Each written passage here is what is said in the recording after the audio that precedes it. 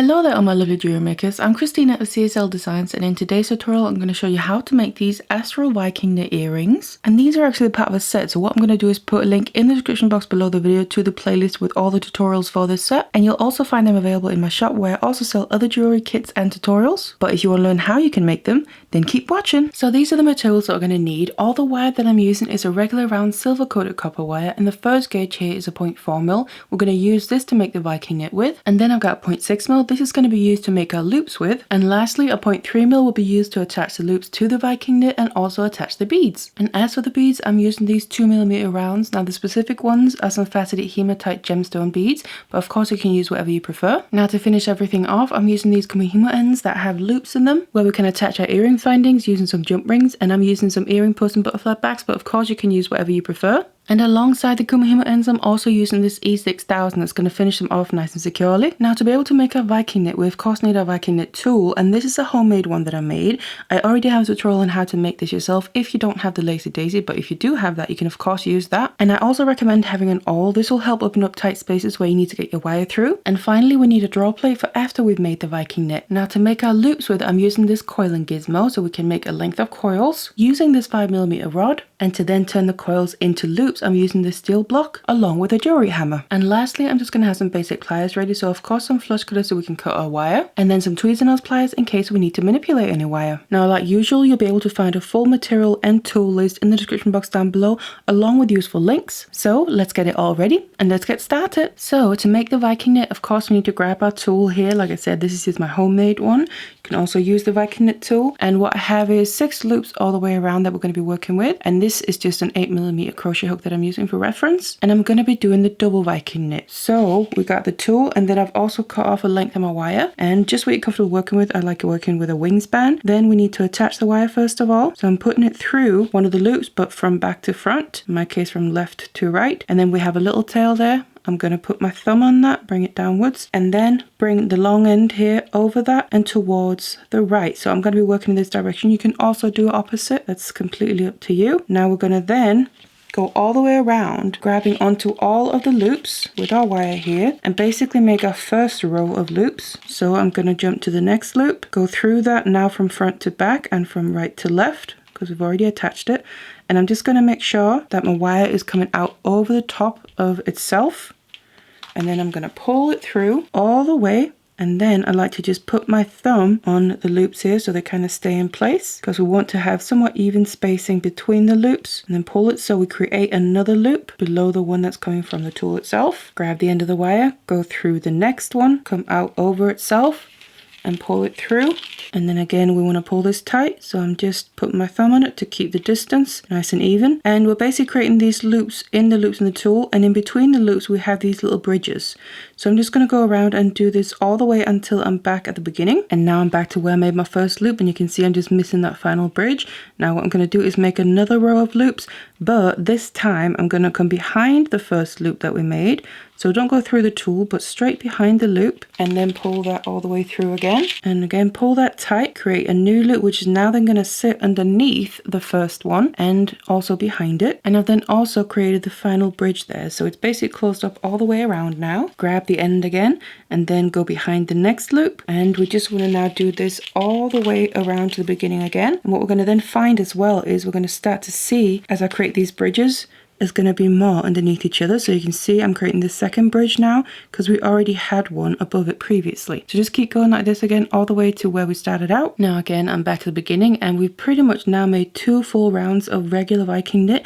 This is now I'm going to start making the double Viking knit, because to create this final bridge to make it a complete round, what we're going to do is again go behind a loop, but instead of going behind the bottom loop that we just made in the previous round, I'm going to go up to the second loop from the bottom. In this case, obviously that's the very first one that we made, but that is the basic principle. So I'm gonna basically skip the bottom loop and then go up one, and then pull that and create that final bridge in the previous row. And this is now how we want to keep going. So move to the next one. I'm skipping the bottom loop and then going behind the next one up, pull it all the way through, create that next bridge. Now this is the third bridge, and basically now this is what we want to keep doing. So just keep working your way all the way around. And now again I'm back to the beginning. So just to show you, it's the same principle. I'm going to move around to the next next loop, and we need to go behind the second loop. So what I personally like to do is count the bridges. So I'm going to count 1, 2 from the bottom and then go behind there. Now this is a little tight because we do have that tail there. That's what I usually find.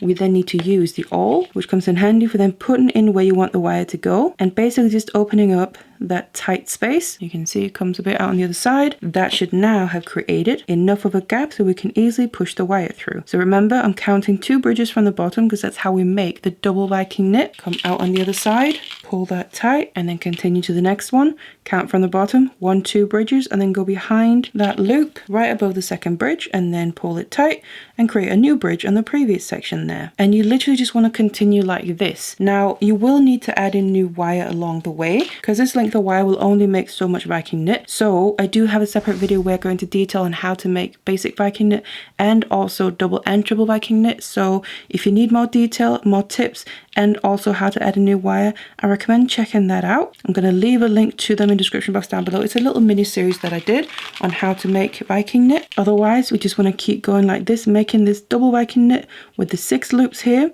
for however long we need our knit to be. So I now keep making my knit, and you can see I have the whole length here coming off the rod, and what I'm then going to do is remove it from the rod, and the length I have now is ready to be drawn. And what this is about 12 inches long, and this will be enough to make both earrings. So then what I'm going to do is just remove the little tool that we made. You just want to go in and cut the loops off. Now I'm cutting the loops in the tool itself, not the actual Viking knit, because we do need to use those. So I can then go in and remove the tool. And now what we're going to need to do is cut 3 lengths of scrap wire if you don't have some laying around, just 10 to 15 centimeters or so. And I'm just going to do it one at a time, and we basically need to put these through these loops at the end of the Viking knit, just through from one side straight across to the other, and then bring it to the middle of the wire, pull the 2 ends upwards, and then grab the next one, go through the next loops that are opposite each other, bring it to the middle and bring them straight up, and the last one through the remaining 2 opposite loops. And then just bring all the wires here, and then holding on to the Viking knit,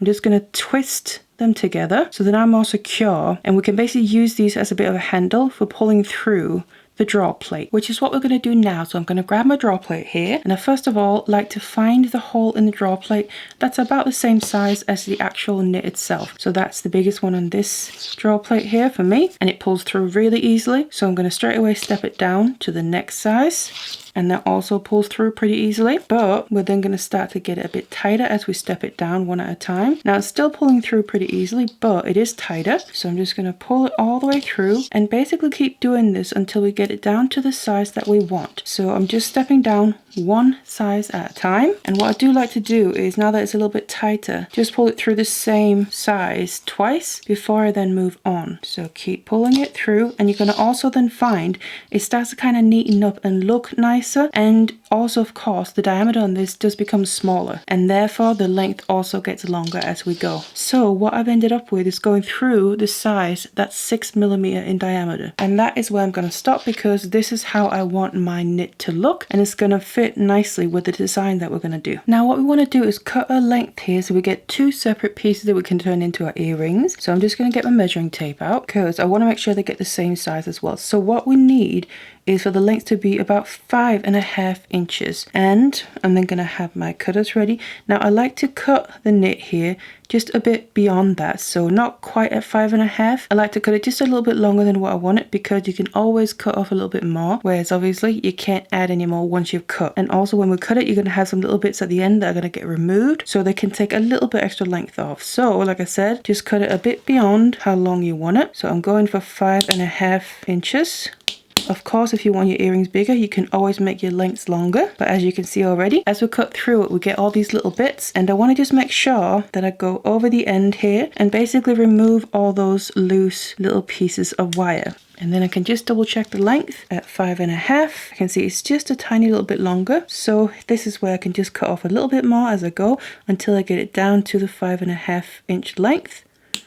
because like I said, this is easier to do rather than cutting off too much in the first place. Then of course we need the other length as well, so you can bring in the remaining of your knit here. Just put the end at 0 again and measure to 5.5, and of course you can also just use the length we already just cut and measure against that. So now I've got my 2 even lengths ready, and what we need to do now is start shaping them. So each of them is going to turn into a teardrop shape like this, so just going to work with one at a time. And then I'm going to grab a length of my 0.3mm wire here of about 1 meter and 20 centimeters. Then I start with my first length of the Viking knit, and what we need to do is attach the 2 ends together so this teardrop shape stays in place. And I'm just going to use this length of wire first of all to do that. So I'm just going to obviously bring them together, kind of one end up against the side of the other one. And what we also need to make sure of is that the knit itself is laying in the correct position. So we have 6 sides, you could say, because it was a 6 loop knit that we did. And I want to make sure that 2 sides here next to each other are facing in the same direction all the way around. Now what I'm then going to do is take the end of my wire here, and I just want to start putting it through the braid. And of course we need to catch onto both ends, so just bring it through and then come out at the other end. I'm just going to pull a short length through, and I basically want to weave this back and forth, these ends of the Viking knit, a few times. So make sure to also catch the wires within the Viking knit, because obviously otherwise it can pull straight through. So just pull it through and make sure it's nice and tight. And I'm literally just going to go back and forth a few times here, and once you've attached it securely together, I can just finish off the end. You can also leave that to the end, but I just want to do it now so it doesn't keep getting in the way. So you basically just want to wrap it around a single wire right at the end here a few times to secure it in place. Pull that nice and tight. Then we can cut off the excess. And just make sure to push that end in place so it's not sticking out. We now have the teardrop shape fastened in place, and we've also got a length of wire that we can now start attaching our loops with. Now to make our loops, we first of all need to make a coil. So I'm going to attach my coiling gizmo to my desk using the clamp, and then I'll add the rod into the corresponding hole. I'm going to attach the end of my 0.6mm wire around the handle so it stays in place, and then literally just start coiling the wire around the rod. Now you just want to make sure that your coils are nice and tight, so you can always push the rod against the tool so it tightens up the coils, and you also want to avoid any other wire overlapping itself. So now I have my finished coil here, and I just filled up the whole rod because I'd rather have too much than too little, and you can always use the spare coils for something else. So what we're going to do now is take it off the rod, so just undo that initial wrap and slide it off. Now I just like to cut off this little excess wire end. And then now we need to start turning these coils into our loops. So first of all, I'm going to start from one end, and we need to basically flatten these out a little bit. So I'm going to push with my fingers in one direction. So I'm kind of pushing them instead of laying flat next to each other. I'm going to have them basically overlapping each other a bit and going towards one side, and just do that all the way along. It's just to make sure that they're all going to be facing in the same direction. And the reason that we're doing this is because I'm now going to bring in my steel block here and jewelry hammer, because we now need to start flattening them out. And having pushed them a bit to the side, that's going to ensure, like I said, that they're all going to be facing in the same direction. So I'm just going to start on one end and then just gently start to hammer them. So I'm hammering them, but it's only very gently, so you don't need to put a lot of effort into this. And just going to do this all the way along, and then once we reach the end, you can always just go over and do it again, just to make it a little bit flatter and also help separate those coils, which are now kind of turning into the loops, more out from each other. And I can then remove the hammer and the steel block, because then I'm just going to go over to basically just using my hands. And you will probably also find that it looks a little bit funky. As you can see, mine wants to really curl up, but don't worry about that. Just start from one end again, and then I'm going to start to actually pull them apart with my hands. So just grabbing a bit at a time, hold on to the loops and start pulling them apart a little bit. And then also I'm flattening them out further with my fingers, and I'm going to pull them apart until we have the loops more prevalent and also basically laying next to each other, kind of meeting up side by side. So you just pull them apart until you're happy with them, and also flatten them down, and then you move on to the next little section and do the same. Pull them apart gently, and also this helps straighten it out so we don't have that weird curl in it. And this is then what it looks like when I've finished, and we've ended up with a pretty long length of these loops here. So like I said, you might not need them all for this design, but you can of course either make more or use them for different things. So we now have our loops ready. So I'm going to bring in the loops that we prepared. Now obviously this is quite a long length, so what I personally just like to do is cut it down a little bit, because if we're going to sit with this whole length as we're doing the earring, it's going to get a little bit messy. So I kind of like to just place it around, just a rough idea. And of course I'm going to cut off more than what we need. So I'm just going to cut my loops so I know I have enough to go all the way around the earring. And now I have a bit more of a manageable length to work with. So what I'm then just going to do is on one end here, we have our loops made, but I actually just want to undo one or two of them. So just roll them in the opposite direction. It doesn't have to get completely straight, just so we have a bit of a length here. And then this loop at the end is going to be the starting one. And what I'm then going to do is take my Tweezernose pliers, and right here where that loop ends, basically put my pliers, and then the wire that we just straightened out, I'm just going to bend it downwards. So just straight down at about a 90-degree angle like that. And I then also just need to cut it a bit shorter. So basically after the bend, we just want it to be about a couple of millimeters or so. And I can then bring back in my Viking knit that I already put into the teardrop shape. And basically this little bend that we did is going to end up being put inside of the Viking knit and basically be a little anchor point. So of course it's still loose and you can just pull it back out. So we need to attach this by wrapping around this wire. Now the first bit is a little bit fiddly because everything is still loose, and I basically just want to wrap around this wire with the loops before the very first loop starts. So you have a little length there that's kind of just straight wire between the bend and the first loop. So I'm just going to wrap the wire around that and then make sure it gets pulled nice and tight so these loops sit right up against the Viking knit. And of course we need to do that a couple of times, so just hold on to everything, bring it around again, and basically just wrap until you reach that very first loop and you've run out of space. And then what I'm going to do is basically bring it around again as if I was doing another wrap, but on the back side here, instead what I'm going to do is take the end of the wire, and I then want to come down through the knit on the other side here of the loops, so straight through from one side to the other. And then we just want to pull it all the way through and just making sure we don't get any kinks and bends. And as I'm pulling this through, it's going to just complete that final wrap, and it's already going to start feeling more secure now. Now obviously what we need to do is get this wire back out to the loop so we can wrap in between the next two loops here. So I need to bring the wire back up through the knit, but make sure I move a little bit to one side so we catch some of the wires, because we don't want to just pulling straight through. Just grab onto your wire with your pliers sometimes and get a bit of grip, and then pull that all the way through. Just make sure every time you pull something through that you just give it a little tug to make sure it's pulled all the way through and it's nice and tight. Now on the top here, what I'm going to do is again wrap around the wire that's basically connecting the loops. So at the very bottom of all the loops, you can kind of see there's a wire that's connecting them, and that's the wire that I want to wrap around and basically just fill in that little gap. So it's once, twice, 3 times, and I probably got space for one more. So what I'm going to do is have this be my final wrap, but instead of wrapping it all the way around to the back, it's on this final wrap that I then want to take the end of the wire again and then bring it through to the other side. So right where that wrap would end, I'm just going to go straight through the knit to the opposite side, and you can see that's then going to complete that wrap, and we're now back in the middle. So I'm just going to grab the very end of the wire, bring it back up to the top, right next to where we need to make our next few wraps. So again, this is now between the next 2 loops. So in my case, the second and the third one. We just keep moving one loop over at a time. And then basically what we're going to be doing is continuing this, gradually working our way all the way around, getting these loops fastened to the Viking knit in this teardrop shape until we get back up to the top on the other side. So the loops are now attached all the way around and they're on there nice and secure. They're not going to go anywhere. And of course you can see we have too many loops there, so we need to cut them down. So what I'm going to do is I've ended up on the equivalent side here at the end as we started out, so it's as even as possible, and I'm going to cut off the excess loops, just leaving one loop after my final wrapping spot. So cut that off and put that out of the way. And then again, I'm just going to undo that very final loop here and straighten the wire out. Now what we need to do is get this end of the wire to also go inside of the Viking knit. So I'm just going to cut down the end here, cut it down so it's just a short little length that we have. And then I'm going to take my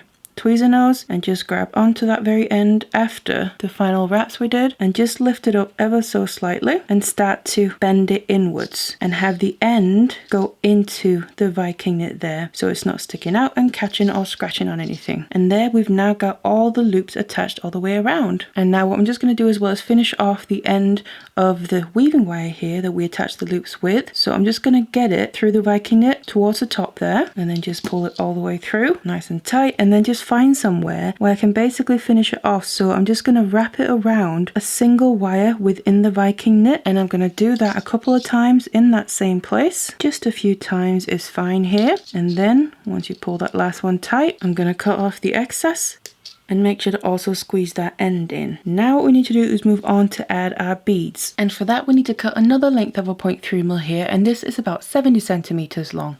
So then we need to attach our length of wire here to the earring as well, and I'm just going to do it in the same way. You just want to put it through your Viking knit and then make sure that the end that I'm going to be working with here is coming out right where the loops start as well. But then just take the little tail here and go back and forth through the Viking knit a few times like we did when we attached the first length. So basically where the beads are going to be sitting is right on top where we connected the loops to the Viking knit, and I'm just going to do it one at a time. So I've got my wire in position here, and then to add in the first bead, I'm going to grab my bead, add it onto my length of wire, let it drop all the way down, and then we basically just need to find gaps in between the loops and the Viking knit. So this first bead is sitting right before the first loop, so I'm going to go basically underneath the loop. You're going to find a little gap, and then as I'm pulling this tight, the bead is going to end up sitting sideways like that, which is how we want it to. Then I'm going to bring the end of my wire back towards the front, and I like to just go through the loop of itself that's kind of created on the front there, just to make sure it stays in place and the bead is going to stay where we want it to as well, and pull that tight. Then need to grab the next bead because the wire is in position, so add that, let it drop down. So then just check where you need to bring this wire through so we're able to have the bead sit sideways like that. So I'm now bringing it down between the two loops, and then I'm coming from the back to the front through that gap underneath the loop, and again I'm making sure to catch the wire as well, so it kind of forms little loops with itself. It just secures the beads a little bit more in place. So then pull that tight. Now have two beads sitting next to each other there. Add your next one, let it drop down,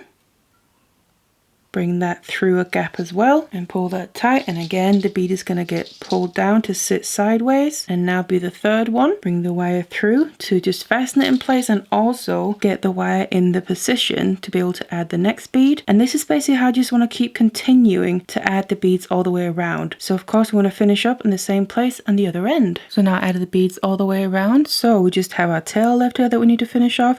So you can just go straight through the Viking knit a few times, and then just find somewhere where you can finish it off by wrapping it around a single wire within the Viking knit a couple of times. And then I'm going to cut off the excess, and then just make sure to push in the end there. And of course you just want to make another one exactly like this, so we have a pair of earrings. And then what there's left is to finish off the top here, so we can of course attach our earring findings to something. So for that I'm grabbing a kumihimo end here and some glue. I'm just going to put that on a toothpick to use that to apply it with. Then grab the kumihimo end and just put that glue inside of it. Now we don't have to fill it up completely because some of the Viking knit there is obviously going to go inside, and we don't want too much excess spilling out. Just make sure to cover the inside walls, and I like to also just take the excess I have on my toothpick and put it on the end, and just make sure to get it in between some of the wires here, because that way when we put the two pieces together and the glue dries, they're going to adhere really securely. And then we can just take the kumihimo end, put it onto the top there, and then just make sure it sits straight. And of course we need to leave this to dry, and we have the loops up there where we can attach our findings to. So that is how you make these Astral Viking knit earrings. So I really hope you enjoyed this tutorial. Thank you so much for watching it, and I'll see you in the next one.